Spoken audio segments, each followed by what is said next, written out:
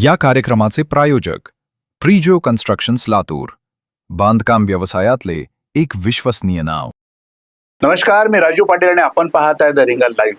मित्रांनो, आजच्या आपल्या कॉफी विथ रिंगण या अत्यंत महत्त्वाच्या भागामध्ये महाराष्ट्र प्रदेश युवक काँग्रेसचे सन्माननीय अध्यक्ष शिवराज मोरे सर आज आपल्या स्टुडिओमध्ये आलेले आहेत आणि राज्यामध्ये देशामध्ये गंभीर प्रश्न निर्माण झालाय की सध्याच्या विद्यमान शासनाच्या या सगळ्या व्यवस्थेमध्ये नीटचा पेपर फुटलेला आहे आणि त्यामुळं महाराष्ट्रातल्या जवळपास 3.5 लाख विद्यार्थ्यांचं नुकसान झालंय. देशातल्या 22,77,000 विद्यार्थ्यांचं नुकसान झालेलं आहे. या संदर्भात श्री मोरे आज लातूर येथे आले आणि त्यांच्या कार्यकर्त्यासह, त्यांच्या पक्षाच्या कार्यकर्त्यासह लातूरमध्ये एक भव्य आंदोलन त्यांनी आज केलेलं आहे की कुठल्याही किमतीमध्ये या सर्व विद्यार्थ्यांना न्याय मिळाला पाहिजे अशी भूमिका घेऊन ते आता महाराष्ट्रामध्ये या प्रश्नावर आणि विद्यार्थ्यांच्याच आणि युवकांच्या प्रश्नावर ते जनआंदोलन उभं करत आहेत.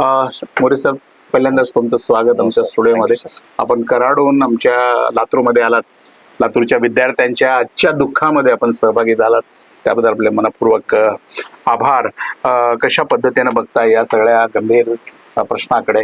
नाही, खरं तरी काही दिवसांपूर्वी NTA घोषणा केली की नीटची परीक्षा ही रद्द करण्यात आलेली आहे, ती पुढे पोस्टपोन करण्यात आलेली आहे. आणि त्यांनी ग्लिच आहे, काही टेक्निकल एरर्स आहे असं स्पष्टीकरण दिलं आणि परत असं स्पष्ट होतं की पेपर लीक झालेला आहे. होय, आणि हा पेपर लीक झाला हे भारतातील कुठल्या गृह खात्याने, CBIने किंवा इतर कुठल्या संस्थेने हे NTA नाही कळवलं. हे विद्यार्थ्यांनी ट्विटरवरती ट्विट करायला चालू केले आणि हे सगळे पेपर्स असे लीक झालेले आहेत आणि याची किंमत एवढी आहे, आम्हाला एवढे पैसे मागण्यात येतात, आमच्यावर हे करताय. अशा पद्धतीच्या सगळ्या गोष्टी घडत गेल्यानंतर हा सगळं प्रकरण पुढे आलं.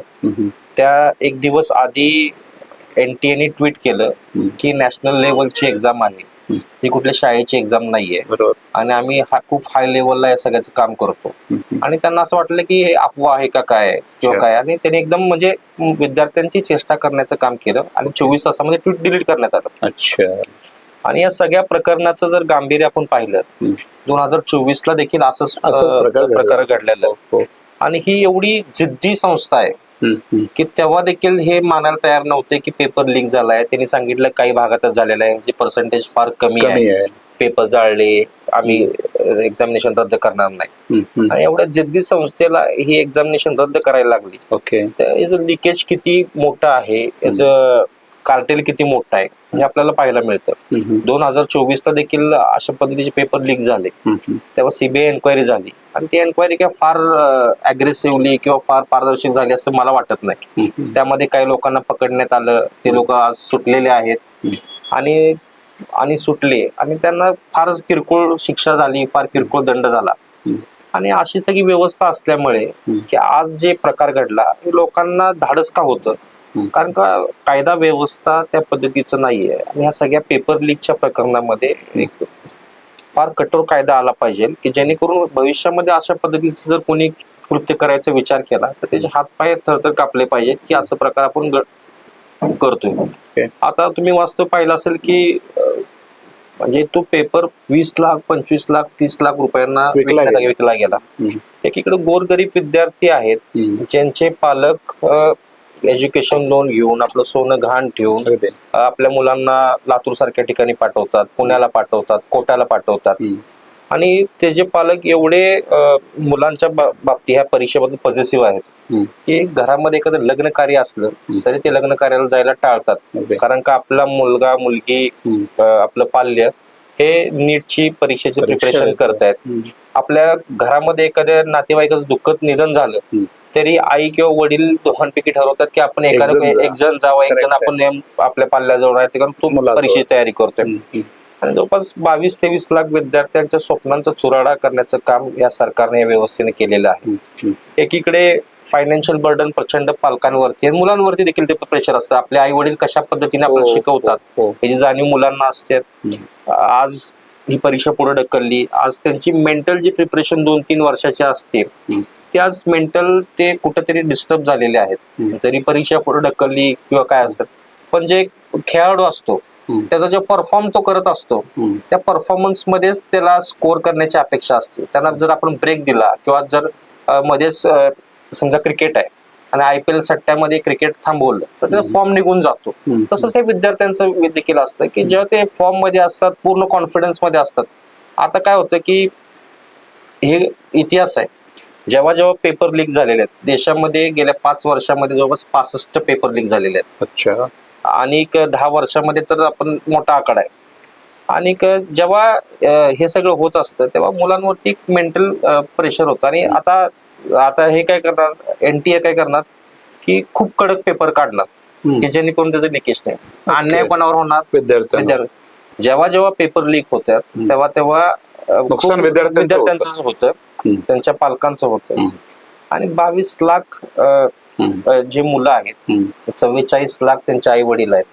एकंदरीत तुम्ही 60-70 लाख लोकांच्या तुम्ही जीवाशी खेळण्याचा, कुटुंबांशी खेळण्याचा तुम्ही प्रयत्न, कोटी लोकांचे परिवार म्हटलं त्याचा परिवार उद्ध्वस्त होतोच. आणि जनरेशन तुम्ही एक पूर्ण खराब करण्याचं हे करता. तुम्ही आज तुम्ही लातूरमध्ये आलात, अनेक आंदोलन केलं, काय मागणी होती तुमची?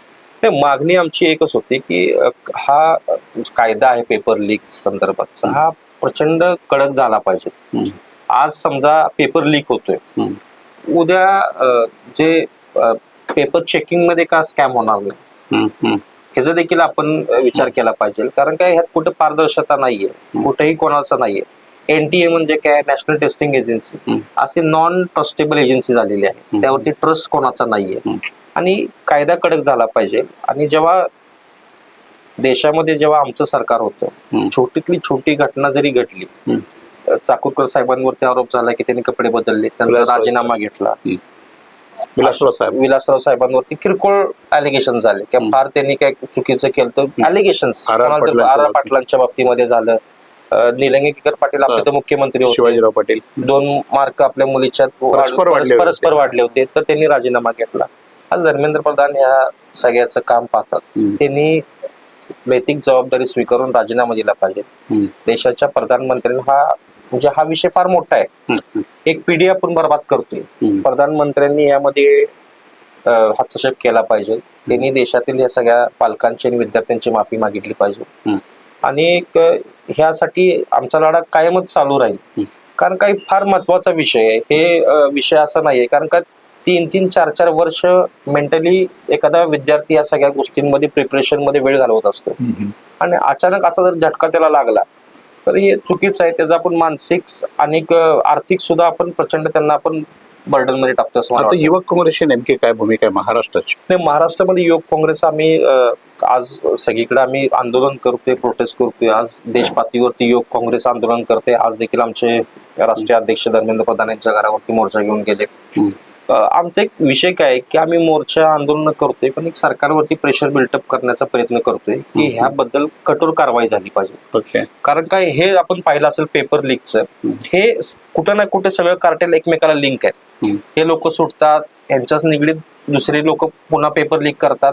सरकारमधला जबाबदार कोणीतरी व्यक्ती ह्या सगळ्या प्रकरणाची पाठीमागं असल्याशिवाय किंवा मोठा ब्युरोक्रॅट ह्याच्या पाठीमागं असल्याशिवाय हे असं ह्या गोष्टी घडू शकत नाहीत आणि ह्यांना संरक्षण मिळू शकत नाही. कारण का आपण पाहिलं असेल लातूरमध्ये काही लोकांना ह्याच्यावरती ब्लेम करण्यात आलं किंवा अटक करण्यात आली, पण पुढे जाऊन ती लोक सुटतात, ते मागं राहतात, दुसऱ्या कोणाला तर पुढे करतात आणि हा व्यवसाय चालू ठेवतात. आज जवळपास 350-400 कोटी रुपयांचा खर्च या सगळ्या परीक्षांना येतो. प्रत्येक विद्यार्थ्यांकडून 2-2 हजार रुपये आकारले जातात आणि त्याचा देखील आपण पूर्ण रेव्हेन्यू पाहिला तर तो देखील त्याच घरात आहे. 350-400 कोटीचा रेव्हेन्यू हा जमा होतो.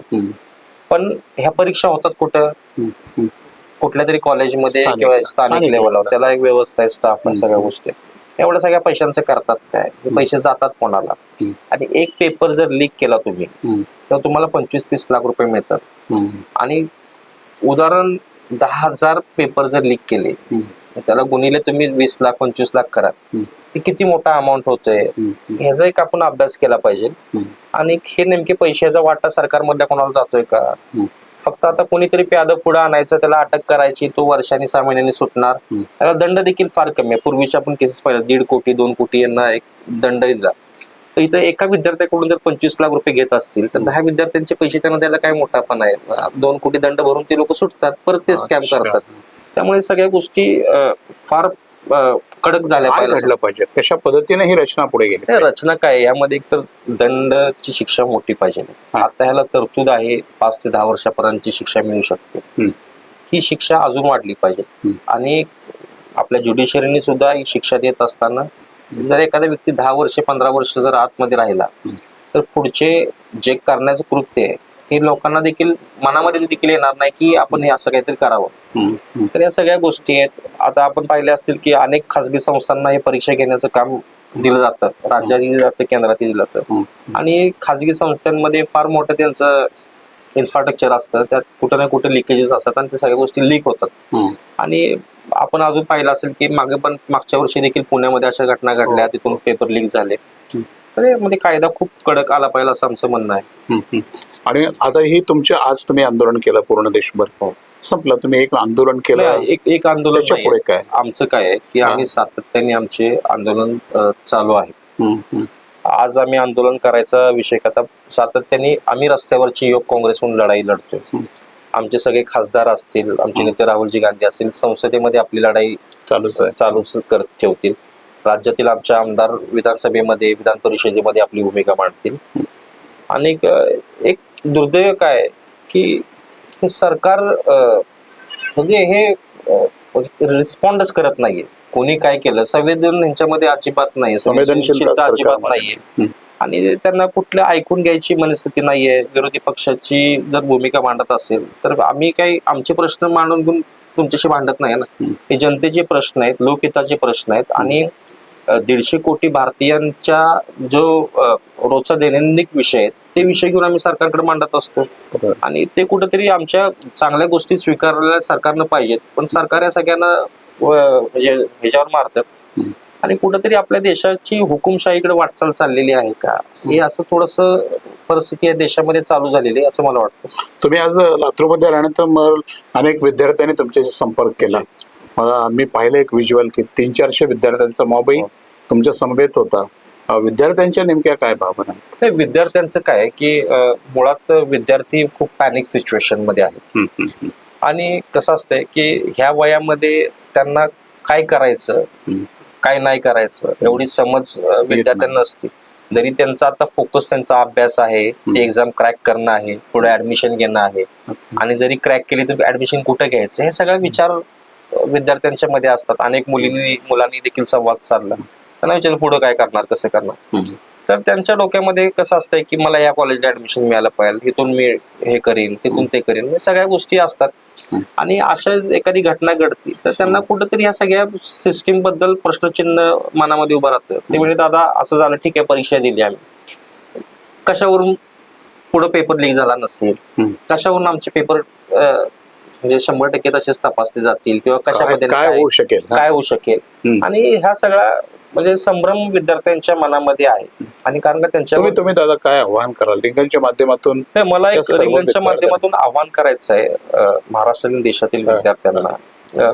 पॅनिक होण्याचं कारण नाहीये. तुम्ही स्वतःवरती विश्वास ठेवला पाहिजे. तुम्ही तुमचा अभ्यास करा.